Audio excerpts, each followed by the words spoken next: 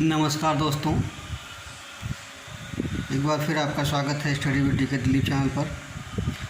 आज हम लोग अध्ययन करेंगे डीलर सेकंड सेमेस्टर के सेकंड पेपर में प्रारंभिक शिक्षा के नवीन प्रयास में एक ऐसे टॉपिक का जो प्रारंभिक बाल देख रेख एवं शिक्षा के स्वरूप को लेकर के किया गया है।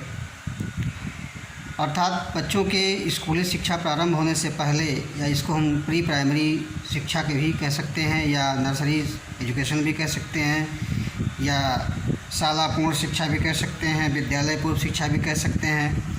अर्थात ऐसे बच्चों की देख रेख और उनके शिक्षा की बात की जा रही है जो उनके उचित पोषण, अनुकूल वातावरण, उचित शिक्षा, उत्तम स्वास्थ्य, पोषण इत्यादि को लेकर के जो है संतुलित विकास कराने के लिए इस कार्यक्रम को या इस योजना को चलाया गया। तो आइए देखते हैं कि ECCE अर्थात इसका जो इंग्लिश नेम है early child care and education, अर्थात प्रारंभिक बाल देख रेख एवं शिक्षा का स्वरूप, या प्रारंभिक बाल देख रेख एवं शिक्षा का एक अवलोकन। तो इसमें हमें बच्चों को या शिशु जो होते हैं, जो बहुत छोटे बच्चे होते हैं, जो स्कूल जाने के पहले की आयु होती है, या यूँ कहें कि जो गर्भस्थ शिशु हैं, उनके बारे में भी हम इसके देख रेख की बात करते हैं। अर्थात इसमें जो केयर और एजुकेशन दो बातों को लेकर के चला जाता है। बच्चे का केयर भी होता है और एजुकेशन भी प्रदान किया जाता है। तो हम देख रहे हैं कि शिशु शिक्षा या विद्यालय जाने से पहले शिशुओं को दी जाने वाली शिक्षा, इसको अंग्रेजी में नर्सरी एजुकेशन कहते हैं। तो इस प्रकार हम देख रहे हैं कि विद्यालय जाने से पहले शिशुओं को जो बातें सिखाई जाती हैं, पढ़ाई जाती हैं, उनको क्रियात्मक ज्ञान, भाषात्मक ज्ञान, कलात्मक ज्ञान, या जो भी चीज़ें हैं, उठना बैठना, स्वस्थ आदतों का ज्ञान कराया जाता है। और इसके अलावा अगर हम नर्सरी एजुकेशन की बात करें तो इसका जो अंग्रेजी है नर्सरी एजुकेशन, यह ऐसा बता रहा है कि नर्सरी वह स्थान है जहाँ पर पेड़ पौधों की देखभाल, रोपण आदि किया जाता है। उसी प्रकार यहाँ पर भी बच्चों की उचित देखभाल और उचित पोषण, स्वास्थ्य, सीखने के लिए अनुकूल वातावरण इत्यादि का जो है संतुलित विकास कराया जाता है। तो इस प्रकार हम देख रहे हैं कि नर्सरी एक ऐसा जगह है जहाँ पर पौधों का रोपण, उनका उचित पोषण, उनका विकास, उनके स्वास्थ्य, उनके लिए अनुकूल वातावरण आदि का निर्माण किया जाता है। उसी प्रकार इस नर्सरी एजुकेशन में भी बच्चों के लिए, बच्चों के सीखने के लिए अनुकूल वातावरण की आवश्यकता होने के नाते इनके उचित पोषण विकास का भी जो है ध्यान रखा जाता है। तो इस प्रकार हम देख रहे हैं कि नर्सरी एजुकेशन के माध्यम से बच्चों के उचित पोषण, स्वास्थ्य, सीखने के लिए अनुकूल वातावरण आदि का निर्माण किया जाता है। अब अगर हम इसमें दोनों शब्दों को लेकर के देखा जाए कि केयर क्या है और एजुकेशन क्या है, तो हम देख रहे हैं कि केयर और एजुकेशन दोनों में कहीं न कहीं माता का भी केयर और बच्चों के केयर की बात की गई है। अर्थात गर्भवती महिलाएं और गर्भस्थ शिशु दोनों के केयर की बात हो रही है। तो अगर हम बच्चों की बात करें तो इनमें 0 से 3 वर्ष इनके केयर की बात की जा रही है, और अगर शिक्षा की बात करें तो 3 से 6 वर्ष तक के शिक्षा की बात की जा रही है।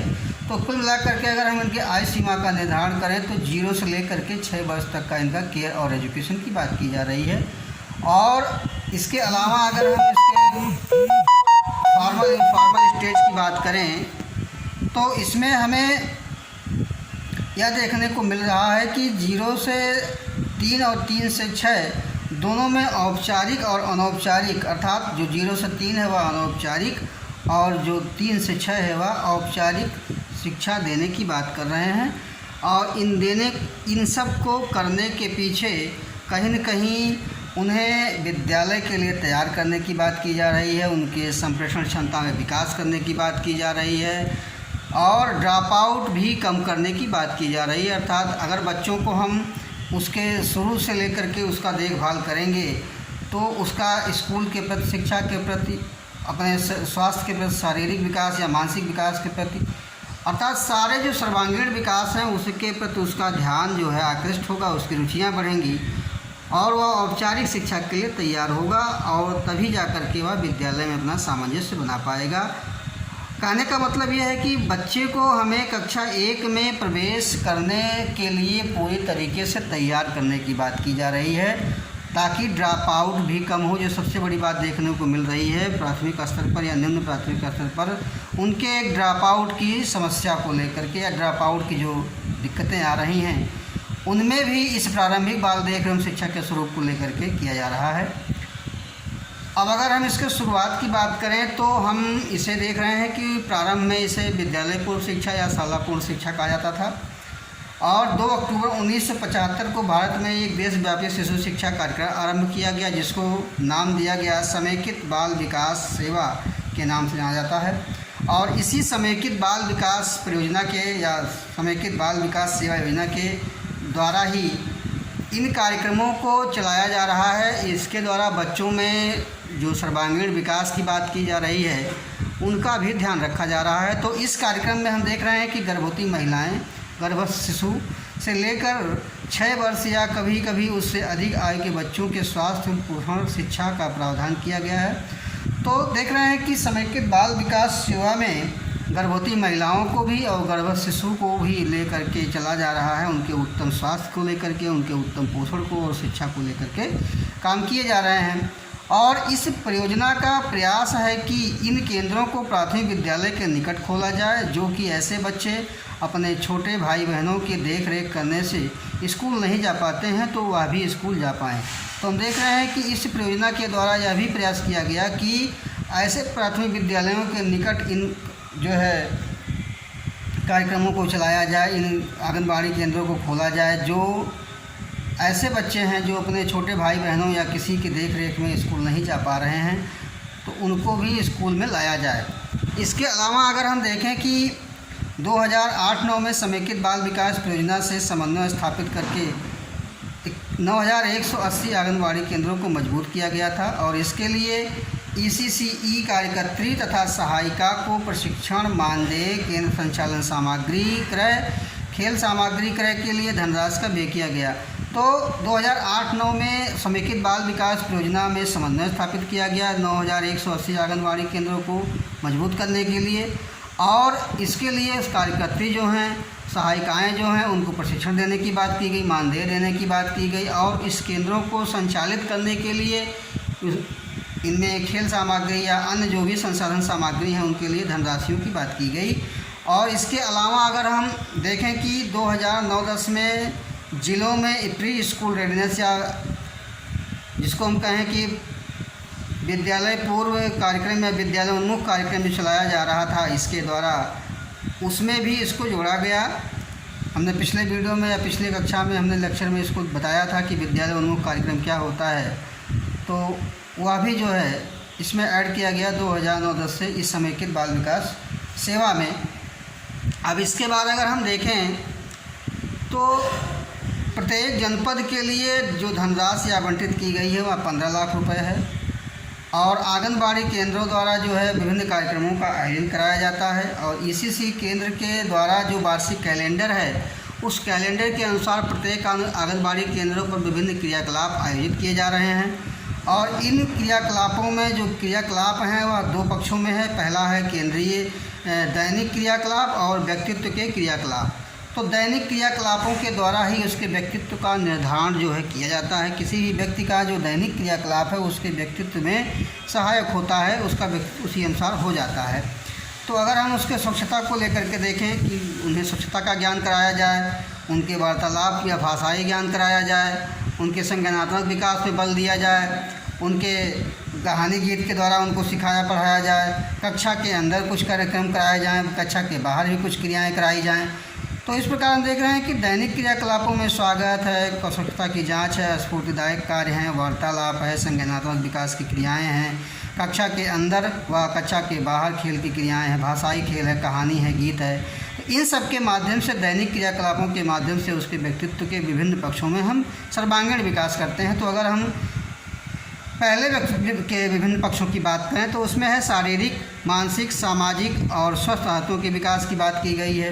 अगर स्फूर्तिदायक कार्यों में देखें तो हम शारीरिक विकास की बात कर रहे हैं। वार्तालाप में भाषा विकास और सामाजिक विकास दोनों कराते हैं। संज्ञानात्मक विकास में मानसिक विकास कराया जाता है। और कक्षा के अंदर और बाहर जो क्रियाएं कराई जा रही हैं तो उनमें सूक्ष्म मांसपेशियों और दीर्घ मांसपेशियों, जो बड़ी मांसपेशियां हैं, उनके विकास की बात की जा रही है। भाषाई खेल के द्वारा, भाषाई गीत के द्वारा जो भी है उनको भाषाई कौशल में प्रवीण बनाने की बात की जा रही है। तो इस प्रकार हम देख रहे हैं कि केंद्र के द्वारा केंद्र के जो समेकित बाल विकास सेवा केंद्र है या जो आंगनबाड़ी केंद्र हैं उनके द्वारा दैनिक क्रियाकलापों और व्यक्तित्व के विभिन्न पक्षों के पहलुओं पर हमने जो है एक दृष्टिकोण जो है न देखा, विचार देखा। अब हम इसके जो कार्यक्षेत्र हैं ईसीसी के, उसको हम देख लेते हैं कि इसके क्या क्या कार्यक्षेत्र हैं। तो हम देख रहे हैं कि ईसीसी के निम्नलिखित कार्यक्षेत्र हैं। पहला है ईसीसी अधिकारियों के प्रशिक्षण के लिए आदर्श सामग्रियों को विकसित करना। तो जो भी इनके कार्य प्रशिक्षण अधिकारी हैं या जो भी इनमें कार्य कर रहे हैं उनके लिए आदर्श सामग्रियों की व्यवस्था किया जाए। ईसीसी के क्षेत्र में आवश्यकता आधारित अनुसंधान कराया जाए। जो भी आवश्यकताएं हैं ईसीसी के विकास के लिए उनमें जो है अनुसंधान हो। सभी साधन व राष्ट्रीय संसाधनों को प्रयोग में लाया जाए। जो सभी साधन हैं इसके कार्यक्रमों को चलाने में उनको प्रयोग में लाया जाए। और अगला है कि ईसीसी के क्षेत्र में राज्यों की क्षमता निर्माण करना, अर्थात जो ईसीसी है इसमें जो भी संस्थान चल रहे हैं, चाहे सीआरटी के रूप में हो, डाइट के रूप में हो, इनको सशक्त बनाया जाए। और प्रत्येक वर्ष प्रारंभिक बाल्यावस्था देखभाल एवं शिक्षा में 6 माह डिप्लोमा संचालित किया जाए ताकि अध्यापकों, बालकों और अभिभावकों के लिए आवश्यक विकास कार्यक्रम क्रियान्वयन संभव हो सके। तो इस प्रकार हम देख रहे हैं कि ईसीसी के क्षेत्र में राज्यों की क्षमता का निर्माण कराया जाने की बात की जा रही है। और उसके लिए चाहे जो भी संस्थाएं हैं, जो भी जो है चाहे सीआरटी हो या डाइट हो, इनको सशक्त बनाने की बात की गई है ताकि ऐसे अध्यापकों को, बालकों को या अभिभावकों को आवश्यक विकास कार्यक्रम चला करके इस योजना को सफल बनाया जाए। और इसमें जो अगला हम देख रहे हैं, सरकार द्वारा चलाए जा रहे विद्यालय पूर्व केंद्रों, आंगनबाड़ियों और कार्यरत ईसीसी में निजी संस्थाओं में बाल मीडिया किट उपलब्ध करवाना। अर्थात जो सरकार द्वारा चलाए जा रहे केंद्र हैं, चाहे आंगनबाड़ी हो या जो भी निजी संस्थाएं हों, बाल मीडिया किट या उन्हें जो प्रयोगशालाएं हैं उनको उपलब्ध कराया जाए। और अगला है इसमें प्रारंभिक बाल्यावस्था शिक्षा के उभरते मुद्दे और प्रमुख क्षेत्रों पर संगोष्ठियों, सम्मेलनों को आयोजित कराना। तो प्रारंभिक बाल्यावस्था या जिसको हम कह रहे हैं प्रारंभिक बाल देख रेख, उनमें जो उभरते मुद्दे हैं, जो भी चुनौतियां हैं, जो भी क्षेत्र हैं, उनमें संगोष्ठी कराई जाए, सम्मेलन कराई जाए ताकि ईसीसी के कार्यक्रम को या ईसीसी के कार्यक्षेत्रों को सफल बनाया जा सके। अगर हम इसके और बातों को मोटा रूप में देखें तो कुल मिलाकर के ये निकल रहा है कि ईसीसी कार्यक्रम के द्वारा बच्चों के विद्यालय तैयारी को लेकर के, चाहे वह गर्भवती महिला हो उसकी देखरेख की बात की गई हो, बच्चे की देखरेख की बात की गई हो, उनकी औपचारिक शिक्षा की बात या अनौपचारिक शिक्षा की बात की गई हो, उसके आधार पर हम उस कार्यक्रम को जो है चलाए जा रहे हैं। और इसके क्रियान्वयन में जो भी संस्थाएं चल रही हैं, चाहे वह सीआरटी हों, डाइट हों या निजी संस्थाएं हों, एनजीओज़ हों, वह सब मिल करके अपने कार्यक्रम को चला रहे हैं। और इसके लोगों के द्वारा जो भी प्रयास किए जा रहे हैं वह कहीं न कहीं सराहनीय हैं।